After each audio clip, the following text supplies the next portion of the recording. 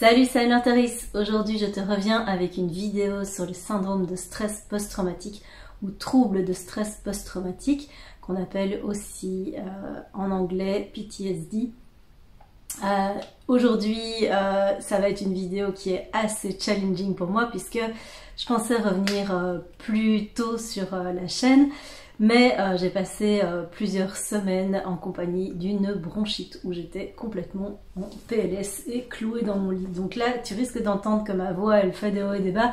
Je vais essayer de faire cette vidéo jusqu'au bout, d'être la plus claire possible et c'est parti pour le début. Alors, un syndrome de stress post-traumatique, c'est quoi? En fait, si je le fais en très court, en super caricatural et en super synthétique, c'est une perte complète de ta sécurité intérieure qui est due à un effondrement de certaines de tes croyances au sujet du monde qui t'entoure, au sujet de la nature humaine, au sujet de ton entourage et même au sujet de toi-même. C'est-à-dire qu'il va y avoir, dû à cet effondrement de certaines croyances, un changement complet d'identité et c'est assez brutal comme survenue. Alors, généralement dans la littérature, moi ce que j'avais appris, en tout cas dans mes cours de psychologie quand j'étais à la fac, c'était que c'était principalement dû à des événements traumatiques, c'est-à-dire que on avait découvert ce type de syndrome auprès des vétérans qui avaient fait la guerre du Vietnam et qui revenaient tous avec, ou en tout cas une grande majorité, avec plein de symptômes psychologiques, de grande anxiété, de grand stress, de perte de confiance, de désorientation, etc. qui semblaient être dus à la guerre. Et quand il y a des études qui ont été faites un petit peu plus poussées sur des personnes qui connaissaient la confrontation à des événements traumatiques, ils se sont aperçus que, en fait, il y avait vraiment quelque chose de commun dans tous ces symptômes. Alors, cet événement traumatisant, il peut être dû à plusieurs choses. Soit tu as été confronté de près ou de loin à soit l'idée de mort pour toi ou pour un de tes proches. Ça peut être dû au fait que tu as été confronté à des blessures graves, soit sur toi, tu as vu ça, soit sur quelqu'un d'autre. Ça peut être le cas, par exemple, dans le cas où tu as été impliqué dans une catastrophe naturelle, dont, je ne sais pas moi, une prise d'otage, un attentat, un gros accident de voiture, bref, des grosses choses comme ça. Ça peut être aussi dans le cas où on a menacé ton intégrité physique ou celle de quelqu'un d'autre en ta présence. Mais je veux dire, on est sous la grosse menace de l'intégrité physique, on est avec une arme ou quelque chose comme ça. Donc, moi, quand j'avais appris tout ça, je m'étais dit, ok, ça touche une toute petite partie de la population, et finalement, il y a peu de chances que ça me touche, et c'est là où je me trompais, puisqu'il y a des nuances et des subtilités qu'on peut trouver beaucoup plus répandues dans la vie quotidienne, et c'est ça qui a valu que tu ne m'as pas vu sur la chaîne ces 6 derniers mois, puisque moi aussi je suis passée par là.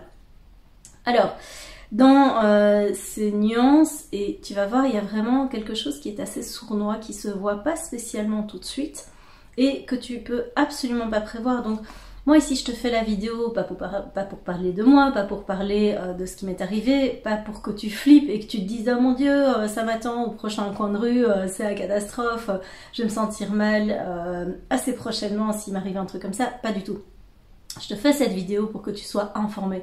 Parce qu'en fait, le manque d'information peut faire en sorte que soit tu passes à côté de ce qui t'arrive, soit tu interprètes mal ce qui t'arrive et donc tu ne prends pas les mesures adéquates pour pouvoir aller vers un chemin de guérison et un chemin de mieux-être qui soit le plus court possible. Donc tu risques de ne pas mettre en place certaines choses qui risquent de chronifier ça et ça serait dommage. Tu risques aussi, si tu ne reconnais pas ça, de passer à côté de ça si une personne de ton entourage en souffre et ça serait dommage aussi. Donc, dans ces formes qui sont beaucoup plus discrètes, la première chose que tu peux avoir, c'est que tu es victime de violences psychologiques ou de violences physiques de manière super répétée et de manière assez chronique. C'est-à-dire que quelqu'un dans ton entourage ou plusieurs personnes font des choses qui, mises bout à bout, donc une petite chose comme ça peut paraître anodine ou pas, ça peut être une violence psychologique ou physique qui est déjà relativement forte, mais c'est vraiment l'effet des couches superposées les unes derrière les autres qui vont faire qu'il est possible qu'à un moment, ça craque et que tu aies un effondrement psychologique à ce moment-là. Tu vas voir, après je vais te parler des symptômes, tu comprendras pourquoi je te parle d'effondrement psychologique. La deuxième chose, et ça c'est vraiment quelque chose du coup que j'ai vécu personnellement et que j'ai pu voir, mais que je n'identifiais pas comme ça, dans la prise en charge des personnes que j'ai accompagnées en tant que psychologue au cours de ces 13 dernières années, eh bien c'est en fait simplement que il se peut que dans ta vie il y ait une prise de conscience ou la découverte d'un événement, d'une situation qui fait qu'à un moment il y a une partie de ton système de croyance interne qui est complètement remis en cause, qui est complètement qui s'effondre et ta sécurité intérieure s'effondre avec. C'est-à-dire que ça fonctionne un petit peu comme un effet domino. La découverte de cette situation, la découverte de cette chose va faire que d'un coup, c'est comme si on arrachait un grand voile et tu vois les choses sous un autre angle, mais complètement différent, qui va complètement remettre en cause tout ce que tu croyais être vrai, tout ce que tu croyais être juste à ce moment-là. Et cette remise en cause est tellement brutale et tellement violente qu'en fait, ça provoque cet effondrement de ton système de croyance et de ton système de sécurité intérieure. Alors, si je te donne un exemple, ça peut être par exemple que tu découvres, tu le sentais déjà un petit peu, mais là tu découvres réellement que, je sais pas, je prends un exemple, une personne de ton entourage n'est pas aussi bienveillante que tu le pensais, que cette personne qui était supposée t'aimer, qui était supposée être de ton côté, qui était supposée prendre soin de toi, et veiller quelque part à ton bien-être, et tu t'aperçois qu'en fait c'est pas du tout le cas et que d'un coup tu te rends compte que toutes les petites choses que tu avais vues, elles s'éclairent autrement, que par exemple elle peut prendre du plaisir à te voir souffrir, elle peut mentir, elle peut s'être décrite sous une certaine forme et tu t'aperçois qu'en fait c'est pas du tout vrai, cette personne n'est pas du tout qui elle prétend être. Et cette révélation peut faire que tu regardes tout ce que tu as vécu dans le passé sous un autre angle et du coup tu peux te demander aussi à un moment, mais finalement qui est cette personne, qui est-ce que je suis, et hop, ça glisse. Et ça va vraiment faire comme un effet domino, tu pousses le premier domino et hop, toutes tes croyances elles vont s'effondrer. Alors ça de nouveau, attention, c'est pas forcément tout le monde qui va être exposé à ça, donc si on regarde un petit peu dans la littérature existante, au cours d'une vie, il y a 8 à 10% des personnes qui vont faire un syndrome de stress post-traumatique, qui vont être confrontées à ça dans sa vie, ce qui est déjà quand même pas mal. Si tu es une femme, en fait, ces chiffres passent de 13 à 16%, donc voilà, il y a une plus grande prévalence chez les femmes. Et en fait, l'idée c'est vraiment que tu n'es pas complètement impuissant dans cette situation, c'est d'ailleurs ce qui va faire que tu vas pouvoir te rendre compte que tu es là-dedans, mais tu n'es pas complètement impuissant. Donc le déclenchement ou non d'un syndrome de stress post-traumatique va dépendre de plusieurs choses. Ça va dépendre de la signification que tu portes à ce ou à ces événements et à quel point ça t'impacte. Est-ce que ça te touche très personnellement ou pas? Est-ce que tu es dans un bon état psychologique à ce moment-là? Est-ce que tu as déjà été heurté, bouleversé? Est-ce que tu as déjà été bien secoué au moment où ça arrive? Au plus tu es stable, au plus tu es bien dans ta peau, au moins il y a de chances que même avec ce genre d'événement, ça s'effondre. Si évidemment tu es dans un état de fragilité, c'est beaucoup plus compliqué et là il y a plus de risques. Et ça dépend aussi de ce que ça touche chez toi. Donc c'est vraiment quelque chose qui est très très personnel. Et peu importe ce que tu vas rencontrer dans ta vie, deux personnes ne vont pas réagir de la même manière au même événement. Si on prend par exemple, de nouveau, il y a plusieurs études qui ont été faites, par exemple sur des personnes qui ont vécu des attentats. Et en fait, si dans les victimes, toutes celles qui ont été interrogées rapportent que la violence des faits est juste inouïe, toutes ne vont pas vivre la chose de la même façon. Et donc il y a des personnes qui vont être complètement anéanties par ce qu'elles ont vécu. Et peut-être que la même personne qui était juste à côté d'elle va être choquée pendant quelques jours, quelques semaines et et puis ça va passer, elle va passer au-dessus. Et donc, ce qui peut sembler anodin de l'extérieur, et je dis pas qu'un attentat c'est anodin, hein, je passe un peu du coq à light, ici je passe sur autre chose, mais ce qui t'a bouleversé, ce qui a fait que d'un coup ça a glissé pour toi, ça peut sembler complètement anodin de l'extérieur, ça peut être la dernière petite goutte qui a fait déborder le vase, et en fait, quand tu vas essayer de l'expliquer à l'extérieur, il est possible aussi que les gens ne te comprennent pas ou se disent ben, je ne vois pas qu'est-ce qui a fait que d'un coup, parce que telle personne t'a dit ça, ça ne va plus. Pourquoi est-ce que parce que d'un coup cette collègue où tu sais que ben voilà, relationnellement c'est pas terrible, elle a plutôt des comportements toxiques, pourquoi est-ce que quand elle t'a dit ça, d'un coup là t'es complètement parti en état de stress? On sait pas. Et donc en fait ça va te paraître assez incongru à toi aussi. Et c'est normal.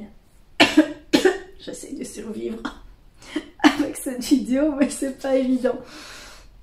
Alors, comment est-ce que tu peux savoir si tu souffres de ça? Il y a vraiment 4 grands traceurs qui vont te permettre de repérer s'il s'agit d'un syndrome de stress post-traumatique ou autre chose.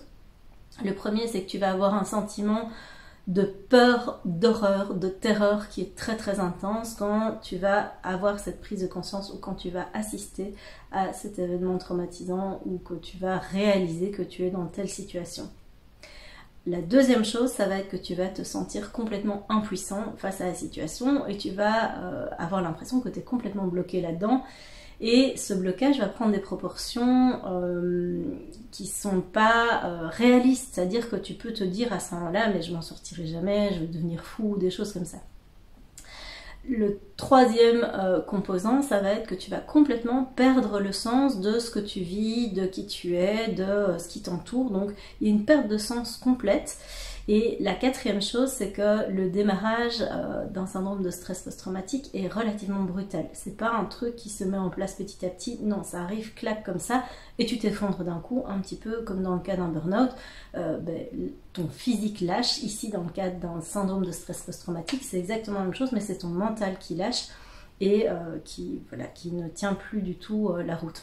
Alors, dans les choses un peu sournoises, on augmente vraiment, ça c'est vraiment quelque chose que j'ai pu observer sur le terrain, on augmente ce risque très très fort dans le cas où tu es accompagné d'une personne qui a tendance à avoir des comportements manipulatoires, alors j'aime pas trop utiliser ce mot-là parce que il a été tellement galvaudé, tellement caricaturé au fil des années, mais si tu es accompagné d'un pervers narcissique, eh ben il y a des grandes chances que tu puisses passer par cette case-là, parce qu'en fait ça va augmenter très très fort le caractère voilà, d'impuissance, de perte de sens et d'horreur de la situation quand tu réalises en face de qui tu es.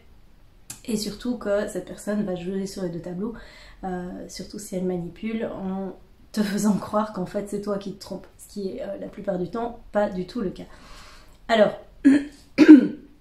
donc au plus tu vas avoir l'impression que ces événements auraient pu être évités, et au plus tu vas avoir l'impression qu'il y a un caractère intentionnel dans cette situation, donc de nuire, de faire mal ou voilà, de détruire carrément, au plus il y a des chances que tu sois impacté et donc ta nature de la conception que tu as du monde ou de la nature humaine risque d'être touchée. Donc voilà, ça c'est vraiment des choses qui vont te permettre de voir comme ça d'entrée de jeu si tu es là-dedans ou pas. Maintenant, c'est toujours la même chose. Moi, je t'invite à pouvoir consulter un spécialiste pour te faire vraiment une idée à ce sujet et pas faire comme ça de la psychologie de comptoir ou de l'autodiagnostic sauvage. C'est pas le but. Je vais quand même te donner quelques symptômes pour que tu puisses avoir une meilleure idée. Donc, il faut savoir que quand tu souffres d'un syndrome de stress post-traumatique, il y a 3 grandes phases. La phase de crise, vraiment où tu es dans un état complètement critique, tu as la phase post-traumatique et la phase de résolution. La phase de résolution, c'est quand tu commences à aller mieux. Si on prend la phase de crise, si je te décris globalement les grands traceurs de cette phase, eh ben, tu vas être dans un état de confusion complet, tu vas être désorienté, tu vas voilà, être en état de choc, tu peux être figé, et ce qui va être vraiment présent, c'est un état de peur intense, non-stop. Ça va vraiment colorer toute ta vie à ce moment-là, colorer toutes tes interactions, colorer tout ce que tu fais. C'est un petit peu comme si tu te retrouvais d'un coup complètement vulnérable et tout nu, mais comme ça, en un claquement de doigts. Donc tu vas avoir difficile à penser, tu vas avoir difficile à rationaliser, à comprendre ce qui se passe et à pouvoir rattraper ton mental qui va être dans un état d'agitation complet. Et donc ici, tu vas être dans un état d'ultra-vigilance non-stop, c'est-à-dire que tu vas sursauter au moindre bruit, le moindre truc va t'inquiéter, alors qu'avant tu t'en fichais complètement, ça n'avait aucun impact sur toi. Bref, tu vas pas te reconnaître, tu peux, c'est ce que je disais à tantôt, avoir le sentiment de devenir mais complètement dingue et de complètement perdre les pieds. Alors, tu vas avoir un sentiment d'incrédulité. Le sentiment d'incrédulité, c'est vraiment, mais c'est pas possible qu'on soit aussi méchant, c'est pas possible qu'une personne puisse faire autant de mal, c'est pas possible que ça puisse m'arriver, c'est pas possible que j'ai pas vu ça, comment j'ai pu passer à côté de quelque chose comme ça, tu vois, c'est vraiment tous des trucs où ton mental il fait mais c'est pas possible, on a loupé un truc, comment on a pu louper un truc aussi gros, ou bien comment est-ce que ça a pu m'arriver, ou je n'avais jamais remarqué qu'un être humain était capable de ça. Je me doutais que oui, mais en fait là, voyant, je ne sais pas moi, cette attaque à main armée de la caissière devant moi, ben là je me rends compte que waouh, en fait je suis pas forcément en sécurité. Tu vois, quand je dis ça, ça vient vraiment toucher des croyances profondes qui est, si je sors de chez moi et que je vais au supermarché, a priori il n'y a rien qui va m'arriver. Je vais pas me faire attaquer par une boîte de petits pois. Ben non, peut-être pas par une boîte de petits pois, mais par contre une attaque à main armée. T'es au mauvais endroit, au mauvais moment, oui, ça peut arriver. Donc c'est vraiment ces conceptions de base, un peu comme les Gaulois qui se disent le ciel risque de me tomber sur la tête, ben c'est un peu ça. Tu sors de chez toi et tu te dis ben non, il n'y a rien qui peut se passer, et en fait, ben si, en fait, ça te rappelle le caractère mortel de l'être humain et donc de ta mortalité aussi. Tu peux avoir des phénomènes de dissociation. Alors la dissociation, ça va être un petit peu comme si tu étais à côté de ton corps, que tu voyais ta vie se dérouler sous tes yeux et tu es un peu spectateur. Tu es là, comprends pas ce qui se passe, tu peux avoir l'impression que le temps accélère très fort, que les journées elles passent comme ça et que tu n'as pas bougé de ton canapé et que tu comprends pas qu'est-ce qui se passe. Ou avoir l'impression que une minute ça dure plusieurs heures. Donc la notion de temps est complètement bouleversée aussi. Et tu es dans cette phase-là, dans une position de repli, c'est-à-dire que tu vas t'isoler, un peu comme un animal blessé, tu vas avoir envie de voir personne, tu vas pas avoir envie de bouger, tu ne vas pas être capable de bouger parce que tu es dans un état d'épuisement complet, de grande fatigue. C'est un peu comme si cette prise de conscience et tout le remaniement de qui tu es, de tes croyances, etc., fait que ça te bouffe toutes tes ressources, mais en permanence. Tu vas être épuisé comme si tu avais couru un marathon, mais tous les jours et à chaque moment. Donc on va en parler dans la phase de résolution, mais tu vas voir que petit à petit, ici je refais un parallèle avec le burn-out parce qu'au niveau des symptômes physiques, tu vas retrouver des traceurs communs.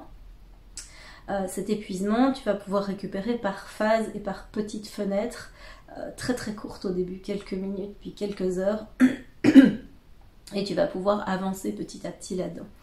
Alors, la phase post-traumatique, c'est la phase d'assimilation, c'est-à-dire que là, ton mental est en train d'essayer de digérer ce qui s'est passé et d'essayer de retrouver un état plus stable, de reconstruire toute cette sécurité intérieure. Je te mets ici le lien vers la vidéo, vers les différentes phases de connu, d'inconnu et d'insécurité. Et bien, typiquement, quand tu fais un PTSD, tu vas te retrouver avec un mental qui part dans la phase d'insécurité. Et donc là, il tente quelque part de revenir comme il peut vers une zone de nouvelle sécurité, une zone de connu, une zone de confort. Alors, dans cette phase-là, qu'est-ce que tu vas avoir? Tu vas avoir beaucoup de rumination mentale, c'est-à-dire que ton mental va revenir sur les événements, revenir sur les discussions, revenir sur la scène, encore et encore et encore, il va boucler. Il va refaire le film sous plein d'angles différents, se poser 1000 questions, bref. Si déjà en temps normal, il te fout pas la paix, ben là, dis-toi que c'est comme si tu avais la radio mentale au maximum H24 et donc même la nuit, où tu vas faire des cauchemars, où tu manges, tu bois, tu dors avec tout ça en fait. Donc c'est vraiment ça principalement qui va t'épuiser parce que tu n'as aucune phase de repos, aucune phase de break où tu peux retrouver de la paix intérieure et c'est normal, ça fait partie du processus. Alors tu vas être dans une phase d'évitement dans la phase 2, c'est-à-dire que tu vas éviter les personnes ou les situations qui sont liées à ça parce que l'angoisse et l'anxiété que ça provoque à ce moment-là est tellement grande et tellement ingérable que en fait c'est juste pas possible à ce moment-là, avec le peu de force que tu as, de faire face à ça. Tu vas avoir une perte d'empathie, ça ne veut pas dire que tu vas devenir d'un coup quelqu'un de non empathique, ça veut juste dire que c'est comme si on avait débranché la prise de tes émotions, tu ne vas pas pouvoir ressentir des choses autres que la peur à ce moment-là. Parfois tu peux ressentir de la colère ou de la tristesse, mais principalement ça va être la peur qui va prendre toute la place. Donc ressentir de l'empathie pour quelqu'un d'autre, ça va être une ressource qui est simplement non disponible à ce moment-là pour toi. Une perte de plaisir et une perte d'envie de faire des activités qui te faisaient plaisir, donc il n'y a plus de sens pour rien. Ce qui te faisait plaisir, même au niveau alimentaire ou au niveau des sorties, voir des gens, etc. Tout ça c'est mis à zéro, c'est vraiment comme un fusible qui a sauté, il n'y a plus rien qui fonctionne.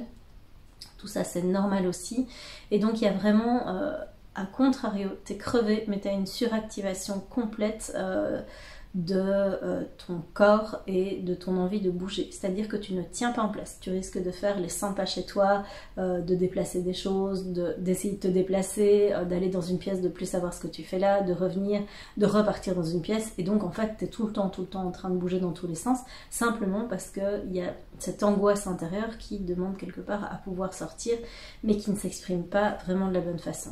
Alors dans la phase de résolution, c'est-à-dire que tu reviens progressivement à la vie, à ta vie quotidienne, tu peux refaire quelques activités, tu commences à ressortir de chez toi, tu peux avoir un petit peu plus d'énergie, donc ça, progressivement ça commence à refonctionner de mieux en mieux. C'est super important que tu puisses te donner toutes les chances de récupérer. Et donc, si tu es face à un syndrome de stress post-traumatique, moi ce que je t'invite à faire, c'est vraiment suivre ces 3 pistes qui peuvent vraiment t'aider à avancer. Moi c'est ce que j'ai mis en place. La toute première phase, elle est incontournable, ça va être de te reposer. Je sais, c'est super frustrant, d'autant qu'au début, vu que tu sais rien faire et que tu es complètement épuisé, rien d'autre à faire et ça peut durer des semaines. Ici, moi, la traversée des 3 phases a duré 6 mois, mais je suis outillée et j'ai été accompagnée, et donc évidemment ça a accéléré vraiment le processus. Donc ce que je t'invite à faire, c'est vraiment mettre ça en place. Première chose, c'est que tu te reposes, tu essayes de dormir un max. Si tu sais pas dormir, couche-toi ou repose-toi dans ton fauteuil et tu vas voir que ça aide vraiment.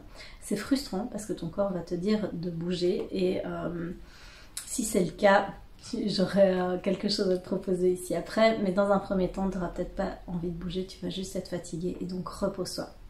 Écoute ton corps et ton niveau d'énergie, et surtout respecte ce rythme-là, sinon tu vas retarder simplement le moment où tu vas pouvoir revenir à la normale, j'ai envie de dire. Alors, la deuxième chose, et ça tu vas vraiment pouvoir l'utiliser dans le cas où ton corps est en train de s'agiter tout seul, c'est de te reconnecter à ton corps, de revenir à tes 5 sens, de revenir à ton ressenti. Ça va pas être possible de lutter mentalement contre ton mental. C'est lui qui a la main, c'est lui qui part en cacahuète, donc si tu prends la même voie que ton mental, t'es perdant d'avance. Donc en fait, moi ce que je te propose de faire, c'est vraiment de repartir vers les sensations. Dès que j'ai commencé à aller un petit peu mieux, le premier truc que j'ai fait, c'est faire des petites promenades. D'abord des promenades dans mon quartier, et puis des promenades un peu plus loin, et je faisais des promenades tout le temps. Ça m'a vraiment aidé à pouvoir revenir. Si tu peux pas faire des promenades, essaye de trouver un autre moyen via tes 5 sens de revenir dans l'ici et maintenant, et varie le plus possible les choses, parce que le mental c'est vraiment quelque chose qui s'habitue très vite, et donc il va te casser les pieds si tu refais tout le temps les mêmes choses. Et la troisième chose, j'en ai parlé un petit peu tantôt, c'est fais-toi aider par un professionnel spécialisé dans le traitement des traumatismes profonds. Alors quand je dis professionnel, là je sais que j'en froissé certains, mais je vais maintenir ma position. Un professionnel, c'est une personne qui est formée dans l'accompagnement des traumas. Ça peut être un médecin, ça peut être un psychiatre, et donc le psychiatre est médecin, ça peut être un psychologue, mais ne va pas voir le cousin machin ou la pote de truc qui a une spécialité soi-disant dans les traumas parce qu'elle-même en a fait un. Non, ça doit être une personne qui est formée là-dedans, sinon on risque de faire des dégâts. Donc c'est super important que tu ailles voir quelqu'un qui est spécialisé. Et si cette personne te propose de l'EMDR, c'est génial, c'est top. Il faut juste que tu saches que l'EMDR, qui est une technique qui va travailler sur l'inconscient, ne peut pas se pratiquer sur un trauma qui est frais et qui est encore présent. Il faut vraiment attendre plusieurs semaines que les choses se calment. Tu peux pas y aller comme ça en te disant hey super, grâce à l'hypnose ou à une technique qui va travailler sur l'inconscient, je vais me débarrasser de ça comme ça en un claquement de doigts. C'est faux. Là aussi on risque de faire des dégâts. Donc c'est super important que tu puisses aller auprès d'une personne en qui tu as confiance, une personne qui va comprendre de quoi il s'agit, qui ne va pas te juger, avec qui tu te sens justement en sécurité et qui va pouvoir te donner des bases et t'accompagner pas à pas dans ce que tu vis pour que tu puisses revenir progressivement à toi. Donc voilà, ça c'est ce que j'avais envie de te partager aujourd'hui. Moi tout ça, ça m'a permis de mon côté de pouvoir repasser en revue tous les outils que j'avais, pouvoir tous les tester parce que j'avais une furieuse envie de retrouver ma joie, de retrouver mon énergie, de pouvoir être sur pied, retrouver ma sécurité intérieure. Et donc, quelque part dans le côté un peu compliqué de la chose, le fait d'avoir fait du tri dans mes outils, je me suis dit, c'est toujours la même chose, j'ai envie de te partager ces outils. J'ai cherché des programmes, j'ai cherché des choses qui existaient sur le marché pour pouvoir faire face à des états d'anxiété hyper intenses. Je n'ai pas trouvé, je cherchais des choses qui étaient orientées vers le pratico-pratique, l'expérientiel, justement parce que je savais que j'avais besoin de repasser par le concret. J'ai pas trouvé, donc je l'ai créé, je suis en train de le créer. Et ce que j'ai créé, c'est donc un mini-programme qui va vraiment être une trousse de secours. C'est-à-dire qu'on n'est pas dans le bloc opératoire et la chirurgie cardiaque, on est dans la trousse de secours, c'est-à-dire la base de la base qui va pouvoir être complémentaire à un accompagnement sur le côté, où tu vas pouvoir, si tu connais des états de stress, peut-être pas aussi intenses qu'un PTSD, je te le souhaite en tout cas, que tu vas pouvoir retrouver grâce à ça une stabilité et une sécurité intérieure beaucoup plus rapidement. Donc le but de cette trousse de secours, ça va vraiment être d'un coup de te donner des outils et des exercices pour te reconnecter à ton corps et revenir à ton corps, revenir à ton ancrage et avoir une base pour comprendre au niveau émotionnel ce qui se passe et comment tu peux ravoir de la prise là-dessus, surtout quand ça part en cacahuète. Voilà, ça c'est ce que je suis en train de préparer ici au cours des prochaines semaines. Je t'en parlerai un petit peu plus au fil des vidéos. Moi, d'ici là, je vais continuer à prendre soin de mes petits poumons. Du coup, je peux même marrer sinon c'est compliqué. Et je te reviens très vite dans une prochaine vidéo. À très bientôt. Ciao!